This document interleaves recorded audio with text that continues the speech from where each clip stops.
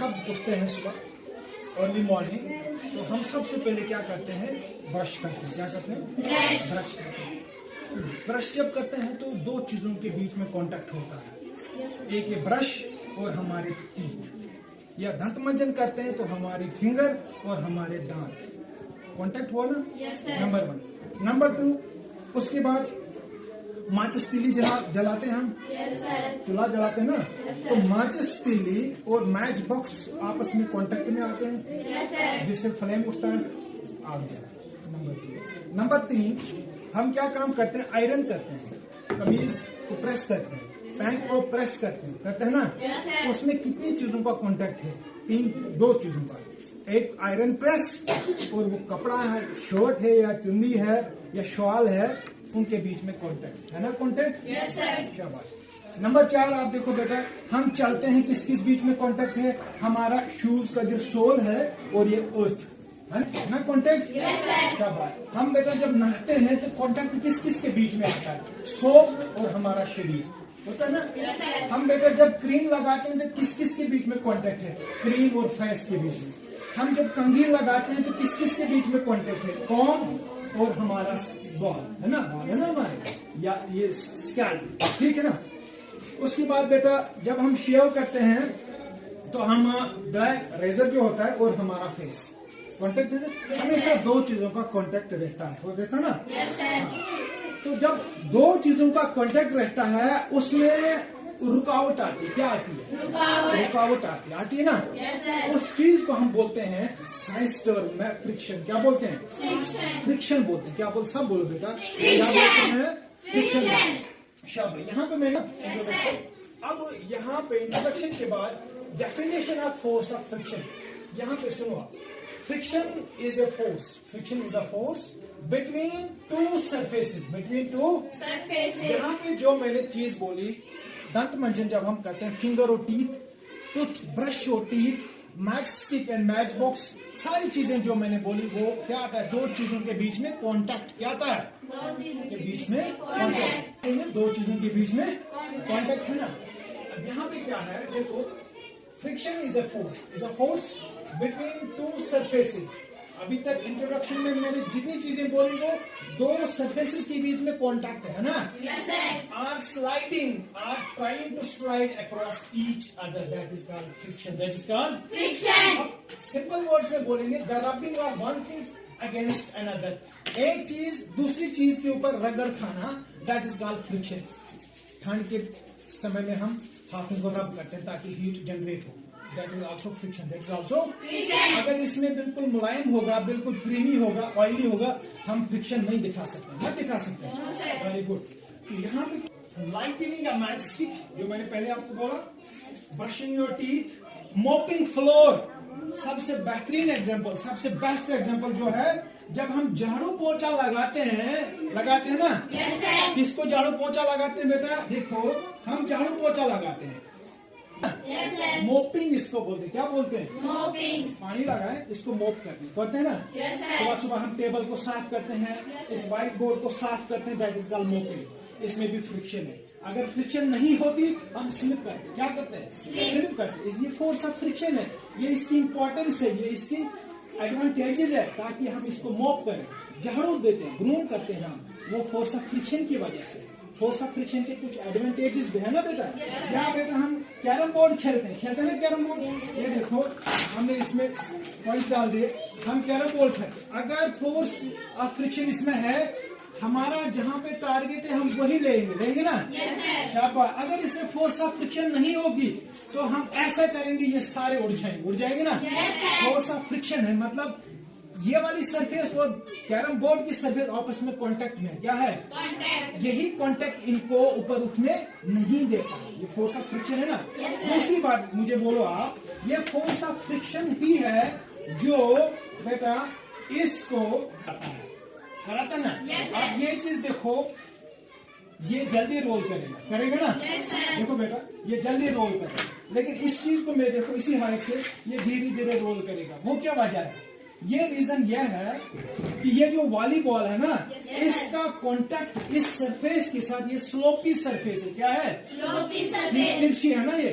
इसकी सरफेस और इस बॉल की सरफेस आपस में कम कांटेक्ट में है ना, कम कांटेक्ट में। देखो बेटा, इसका सिर्फ ये वाला हिस्सा, कौन सा, ये वाला पॉइंट इसके कांटेक्ट में आता है ना, तब जाके ये जल्दी रोल कर रहा है ना।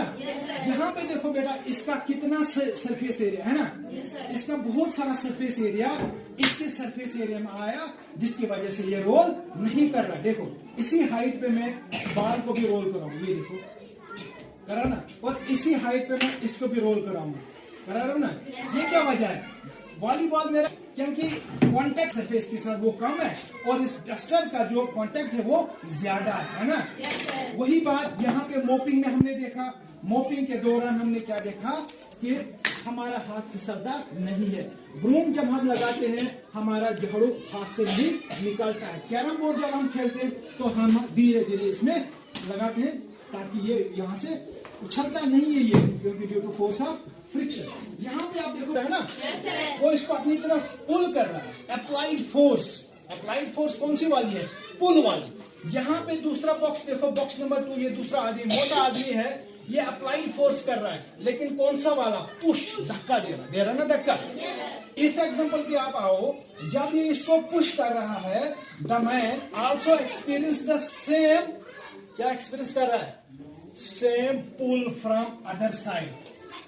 We can say that this is right side and this is left side. The man from left side experience the same force from right side. What is that force? That force is called force of friction. The force of friction is opposing force. That is unknown force. We cannot see the force of friction, but we feel its intensity. How much the force of frictions evaporate? How much the force of frictions work? When we drag any things, when we pull any things, the force of frictions works.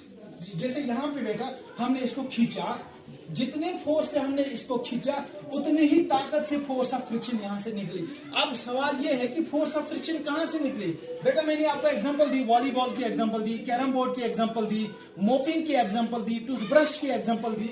यहाँ पे देखो ये box है, खड़ा खड़ा box है ना, ये बेटा ये वाला बॉक्स है। अब मुझे बोलो, इस बॉक्स, ये बॉक्स है, ये सरफेस के कॉन्टेक्ट में है ना सरफेस के कॉन्टेक्ट में, और ये वाला बॉक्स ये भी सरफेस के कॉन्टेक्ट में। इसको खींचने में आसानी आएगी क्या? इसको पुल करने में आसानी आएगी? बोलो मुझे, बोलो, इसको खींचने में आसानी आएगी ना? क्यों? क्योंकि इसका सरफेस ऑफ कांटेक्ट कम है ना सरफेस के साथ, है ना बेटा? हाँ। अब ये आदमी क्या करे? इसको पुल कर रहा है, लेकिन इसको भी फोर्स लगानी पड़ती है ना, क्योंकि बेटा इतना एरिया इसको कांटेक्ट में है। सर देखना कि यहाँ से इसको फोर्स ऑफ क्या है? पुल है, पुश नहीं, पुल है। यहाँ की तरफ फ्रिक्शन आ रही ना। ये फ्रिक्शन इसको कहाँ से निकली? ये फ्रिक्शन इसको यहाँ नीचे से निकली, क्योंकि ये दो सरफेस के बीच में कांटेक्ट है ना। हमने ऊपर ही डेफिनेशन में पढ़ा, friction is a force between two surfaces. इसकी सरफेस और इस फ्लोर की सरफेस आपस में कांटेक्ट में है ना। यहाँ पे आप देखो बेटा, ये आदमी इसको पुश कर रहा है। क्या कर रहा है? पुश कर रहा है। और इस बेवकूफ को ज्यादा एनर्जी लगती है ना, क्योंकि इसका सरफेस एरिया बढ़ गया, इसका सरफेस एरिया कम था। ये आदमी चालाक था, ये आदमी, इसका आईक्यू बहुत कम था, इसने इसको लंबा किया, ये इसने सोचा कि धक्का देके जल्दी चलेगा, लेकिन इसका सरफेस एरिया बढ़ गया। यहाँ पे मैंने लिखा, हियर वी सी, इस पिक्चर में हम ये देखते हैं, larger surfaces in contact with each other, so force of friction more. यहाँ पे फ्रिक्शन मोर है, और यहाँ पे फोर्स ऑफ फ्रिक्शन बेटा क्या है? यहाँ पे फोर्स ऑफ फ्रिक्शन क्या है बेटा? लेस। क्या है? शाबाश, यहाँ से force of friction less. Sloppy tracks, ये मैंने यहाँ पे अभी ऐसा लिया, ये स्लोपी थिंग्स यहाँ पे लिया मैंने, इसको मैंने ये ऐसे रोल कराया ना रोल। मैंने देखा कि ये जल्दी मूव कर रहा है ना। इसको देखो, ये धीरे धीरे रोल कर रहा है ना रोल।